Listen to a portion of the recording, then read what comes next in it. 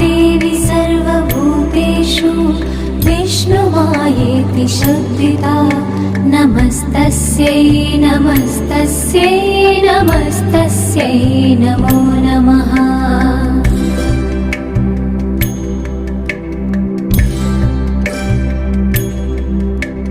या देवी सर्वभूतेषु चेतनेत्यभिधीयते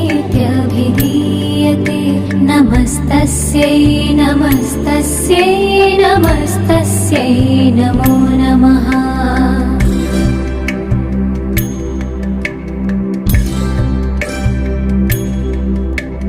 या देवी सर्वभूतेषु बुद्धिरूपेण संस्थिता नमस्तस्यै नमस्तस्यै नमस्तस्यै नमो नमः।